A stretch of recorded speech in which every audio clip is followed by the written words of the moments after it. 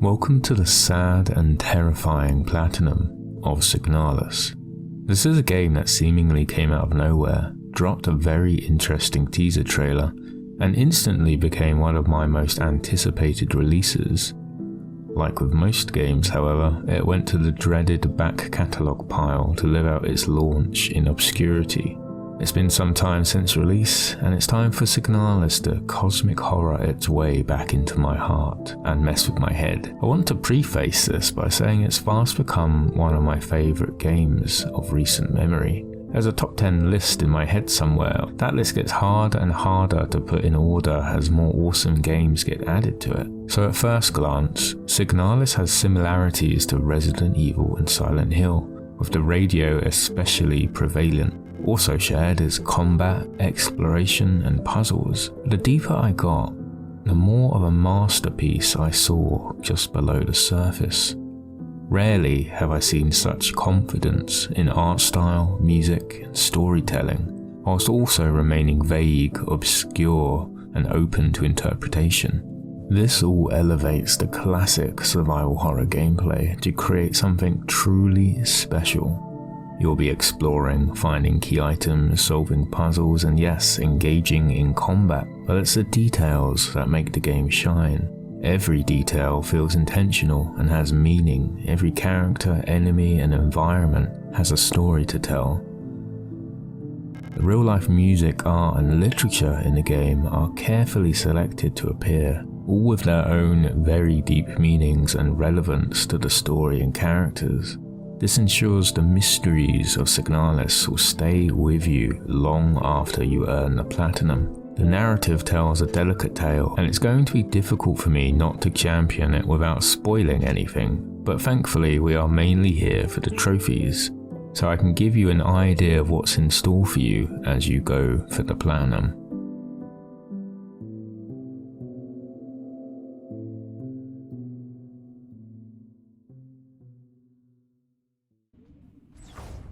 Signalis features only 13 trophies, making the platinum a pretty straightforward affair. There are 4 missables in total and 1 trophy tied to difficulty, survival.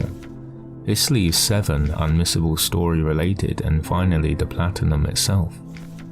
I'll be giving you a general idea of the trophies earned and in what order, but if I come across as vague, it's only because I want you to experience this game for yourselves, whilst remaining informative about what a trophy hunter can expect.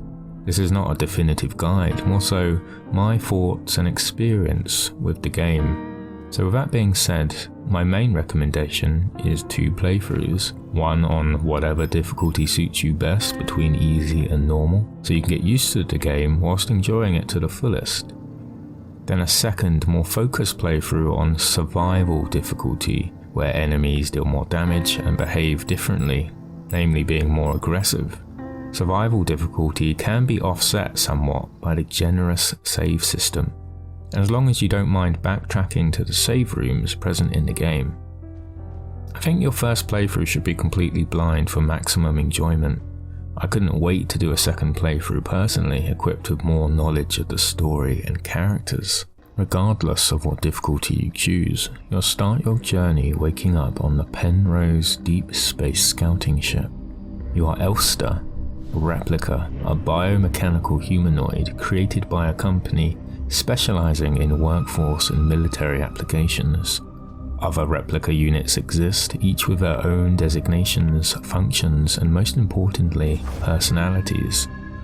Our Elster unit wakes up alone, the ship she's assigned to clearly having emergency landed, the only other personnel, a Gestalt, or human, if you will, named Ariana, missing. An AVA suit is already gone, so you know she's ventured outside for reasons unknown. Armed with a single photograph, you soon follow, and so begins Signalis, and with it the first trophy for completing the prologue. Eventually, you'll find yourself in a facility where the residents have succumbed to an illness of unknown origin, but you must press on to find your companion. And that's it, that's all the story I'm giving you, but I will say this. It's set in a world of an empire, resistance, oppression, communism, religion, some pretty heavy themes, The game does a really good job on drip feeding you the world building story elements that you can comprehend.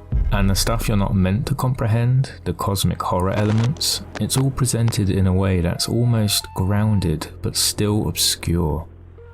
And that can pretty much sum up the game quite nicely, to be honest.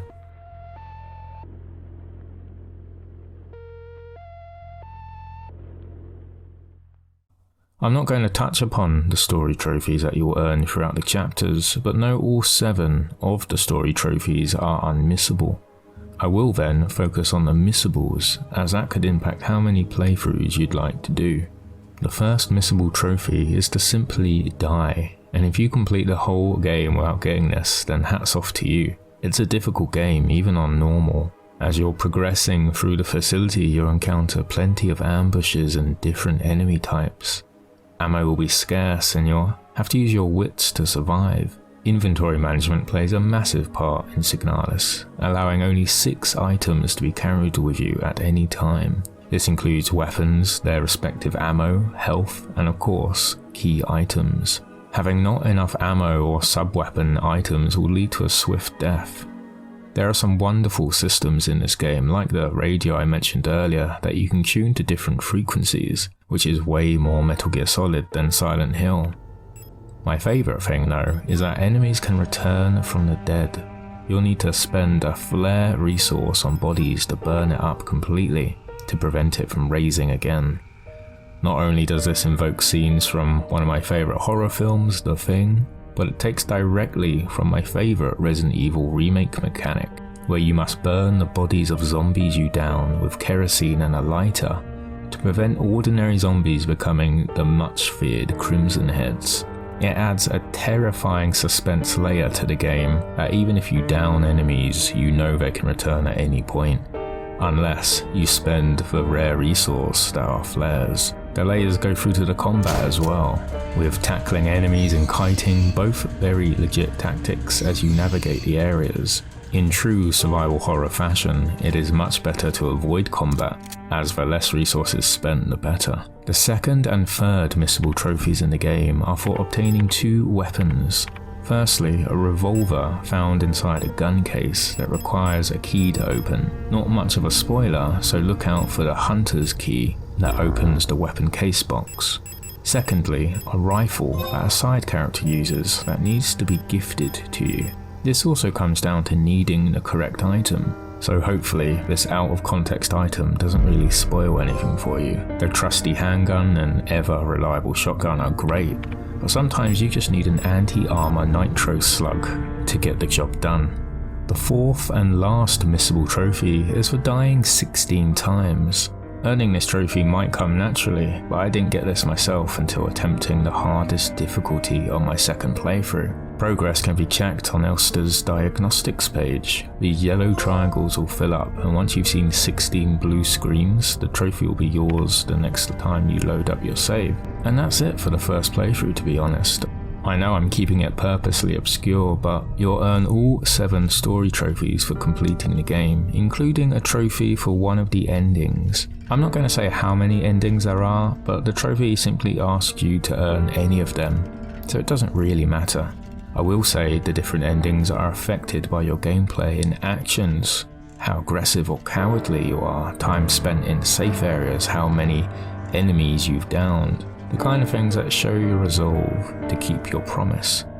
That literally leaves a singular trophy now, so all that's left to do is to create a new profile from the new menu and set it to survival difficulty. Be sure not to change the difficulty at any point after this, as it will void the trophy. Starting a new game was a joy, because by the end credits of my first playthrough I had more questions than answers, and I didn't want to deep dive into YouTube for explanations quite yet.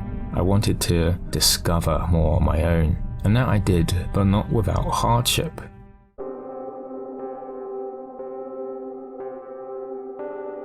Enemies are much tougher on survival. Ammunition and recoverables are also more scarce. You'll have to take everything you learnt from your normal playthrough to get through this one successfully. My advice is to take your time, plan your routes, and make good decisions on what enemies to use flares on. Disposing of certain enemies in certain areas will make all the difference, as you'll need to backtrack, and backtrack often you should, as I found myself saving after the smallest amount of progression to prevent soft-locking my position, which is to not have enough resources to progress because you spent it all earlier, something quite notorious in Resident Evil games and survival horror in general. As I navigated the dark halls and contemplated my existence, I knew the platinum was close. I'm honestly sad the journey was drawing to an end. I had fought through tough areas and navigated the corridors with caution and resolve, but it was nice to have a whole playthrough dedicated to one trophy. One last final challenge is the final boss. Much harder than I expected considering how my normal playthrough went. Inventory management is key even in this battle, as is dodging attacks. The game has optional tank controls, mimicking the survival horrors Signalis takes its inspiration from, and this fight nearly made me go back to modern controls. I needed many repeated attempts to complete this, but eventually I was triumphant. I also earned a different ending than before, which was nice, but still, things are intentionally not clear. But I did have the platinum, which is much more straightforward than the narrative. If, like me, you have the platinum, I highly recommend watching a couple of video essays to further understand the game, story, and boatload of references to all the music, art pieces, and literature in the game. I said it earlier, but the absolute confidence this game has in its storytelling through these mediums is unmatched. What started out as a cool Resident Evil and Silent Hill clone has fast become one of my favourite games of recent memory. I cannot recommend it enough. I'm still enjoying forums, video essays, the eerie soundtrack, and even fan art. I'm letting this world consume me at the moment. If you guys give this a go, I would love to know what you think. My opinions are pretty biased, I'm not gonna lie. This is a sci-fi survival horror after all, but it's just so goddamn clever. If you enjoyed this spookier than usual survival horror episode, please consider subscribing, liking, or leaving a comment. But as always, take it easy, and I'll see you guys on the next one. See ya.